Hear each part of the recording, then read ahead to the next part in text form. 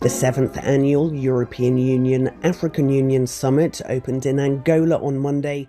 A three-day summit in Luanda to increase intra-trade in an effort to generate adequate capital. The EU and the African Union celebrating 25 years of relations with the summit in the Angolan capital of Luanda. Imagine a world where Africa is no longer just a resource-rich continent waiting for others to decide its future. A world where Africa, with its young population, vast minerals, and strategic location is finally calling the shots. Sounds impossible? Well, it just happened. In the quiet city of Luanda, Angola, something extraordinary took place, something that could shake the foundations of global power. Over just 2 days, African nations flexed their muscles, negotiated from a position of strength, and shifted the entire game in their favor. This isn't just another summit, it's a turning point. Africa is no longer on the sidelines, it's steering the future of energy, security, and migration. And Europe? They're now playing catch-up. Stay tuned because I'm about to reveal what really went down behind closed doors and why this moment could be the beginning of a new world order, one where Africa finally turns the tables. A changing global landscape. To understand the significance of Luanda, we need to step back and examine the broader shifts shaping the world in 2035, just over a decade from now. Africa's demographic reality is radically different from Europe's. The continent's population stands at approximately 1.8 billion people, with a median age of just 22. Meanwhile, Europe's population is aging, declining, and increasingly disconnected from the youthful energy that drives economic growth and innovation. This demographic divergence isn't just about numbers, it's about influence. Young populations are engines of innovation, markets for goods and services, and vital sources of labor.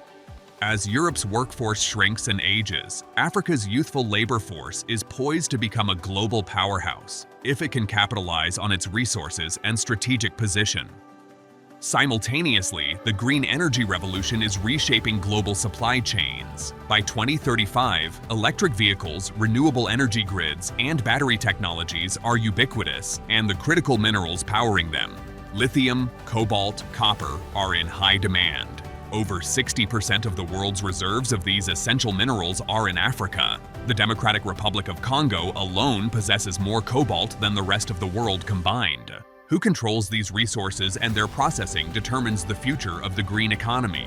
Currently, China dominates about 80% of battery production and processes most rare earths. Europe, recognizing its vulnerability, is scrambling to diversify supply chains before they are locked into dependency on China.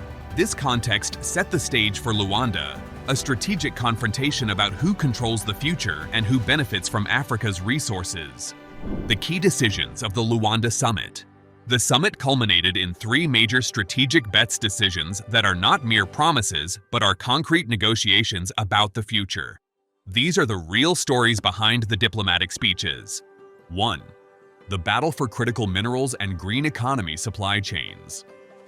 Europe is investing heavily in infrastructure, most notably the LTO corridor, a transport route from the port of Lobito in Angola through the Democratic Republic of Congo and into Zambia's Copper Belt. This isn't just a road, it's a critical artery designed to bypass Chinese-controlled infrastructure and create an alternative route for the export of processed minerals. However, African leaders are pushing back against a model that merely facilitates extraction. Instead of building another extraction highway that exports raw materials, they demand local processing facilities, job creation, and integration into African markets under the African Continental Free Trade Area, AFCFTA. This shift from raw resource exports to value-added processing is crucial for Africa to retain greater economic benefits and strategic power. 2. African security and peacekeeping. Europe's approach to regional stability has historically been through deploying troops or providing aid, often with strings attached.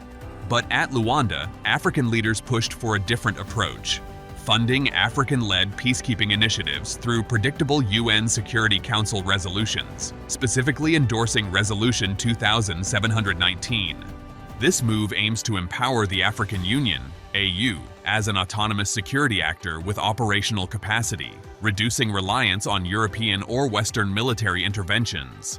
While European countries are keen to support stability, they are wary of ceding influence or allowing the AU to act independently, creating a tension between sovereignty and external funding. 3. Migration, mobility, and border control. Europe faces an aging population and needs workers particularly in sectors like healthcare, construction, and technology. Africa, on the other hand, has a youthful population seeking opportunities. The Luanda deal opens pathways for African students and skilled workers to access European markets, with mutual recognition of qualifications and more legal migration channels. However, it also emphasizes tighter border controls and return agreements, raising questions about whether these pathways will be accessible and fair or merely managed forms of exploitation. The real challenge lies in implementation. Whether these legal channels are genuinely open or just a veneer over continued border tightening. The break in the old pattern. Historically, African-European summits followed a predictable script. Europe arrived with financial aid and conditions, African leaders accepted the best deal they could get, and the relationship remained unequal. Luanda broke that pattern in 3 pivotal ways. Unified negotiation. The African Union negotiated as a bloc, not as individual countries vying for European favor. This collective approach prevents divide and conquer tactics and amplifies Africa's bargaining power. Explicit leverage. African negotiators reference China's Belt and Road investments and expansion as a strategic alternative, signaling they have options beyond Europe and China. This explicit leverage shifted the power dynamic. Prioritization of African interests. The agenda was anchored on core priorities: peace, security, and economic sovereignty, rather than just trade and aid. African institutions and their sustainable funding became central, framing the relationship as more balanced. This shift doesn't mean Europe's resources and technology are equal to Africa's yet, but the gap has narrowed significantly. For the first time in decades, African leaders walked away with meaningful terms, an indication that the continent is no longer a passive recipient, but an active negotiator. The strategic significance. What does this new power dynamic mean for the future? Energy and resources. Control over critical minerals will determine the fate of the green energy transition. Africa's mineral wealth, particularly in cobalt, lithium, and copper, positions it as an energy powerhouse. The ability of African nations to process these minerals locally and connect to regional markets will be pivotal. Europe's investments in infrastructure, processing plants, and supply chain diversification are strategic moves to reduce dependency on China and secure its green future. But success depends on African cooperation. If local processing facilities are built and operationalized, Africa can retain more economic value and influence. Security and sovereignty. By funding African peacekeeping through UN resolutions and supporting African-led security initiatives, Europe and Africa are moving toward a more autonomous security environment. The potential for the AU to become a credible security actor reduces external influence and enhances regional stability, an essential foundation for economic development. Migration and human capital. The pathways for skilled migration and education are vital for both continents. Europe needs young, skilled workers to sustain its economy, while Africa's youth seeks opportunities abroad. The question is whether these legal pathways will materialize at scale or remain limited and tokenistic. If implemented effectively, these agreements can facilitate a true exchange, Africa providing human capital and resources, Europe offering opportunities and technology. The challenges ahead. While the summit's decisions are promising, the road ahead is fraught with challenges. Implementation risks. Declarations are easy. Actual delivery requires sustained political will, transparency, and capacity. Infrastructure projects like the Lobito Corridor must accelerate, and processing facilities must be built and operational. Domestic politics. Europe's internal political divisions, rising populism, economic slowdown, and the Ukraine war make long-term commitments uncertain. Similarly, governance issues within African states' corruption, weak institutions, and pose risks to effective implementation. Coordination and diversity. Both blocs are highly diverse. Europe's 27 countries have varied priorities, and Africa's 54 nations are even more complex. Sustained coordination, consensus building, and mutual accountability are essential for success. The real test. Will it happen? The summit's true success hinges on tangible outcomes over the next 12 to 24 months.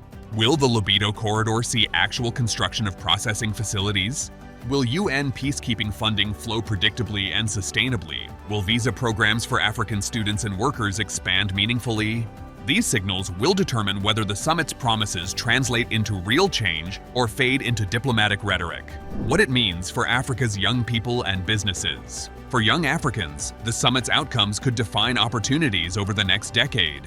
Whether the green energy transition creates jobs and local industries depends on African governments' ability to leverage their resources and negotiate favorable terms. For entrepreneurs and investors, sectors like critical minerals, green tech, infrastructure, and digital services are poised for growth if these plans are implemented with transparency and fairness. The power of multipolarity. Luanda exemplifies how Africa is not choosing sides, but multiplying benefits across multiple partners.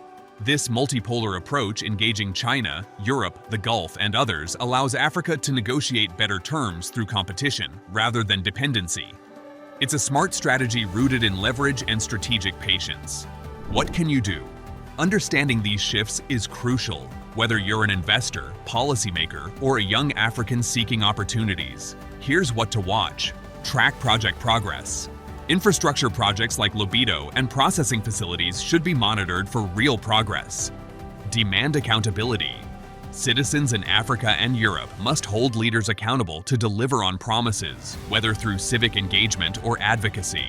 Identify opportunities. Focus on sectors aligned with the new strategic priorities: critical minerals, green energy, infrastructure, digital innovation. Share knowledge. The narrative around Africa's rise must be amplified. The more people understand the strategic shift, the better positioned they are to benefit. And that's a wrap on today's deep dive into Luanda, a moment that's reshaping the global power map. Africa has proven it can negotiate on equal footing, leverage its resources, and set its own course. But the real work begins now. Will these commitments lead to real change? That's up to Africa's leaders, citizens, and the world to see. The window of opportunity is small, but the stakes are enormous. Remember, history will remember whether Luanda was just a promise or a true turning point. The future of energy, security, and migration is in the balance, and Africa has finally turned the tables. If you found this insightful, make sure to hit that like button, subscribe for more in-depth analysis, and stay critical. Because the story isn't over, it's just beginning. Stay informed, stay critical, stay engaged.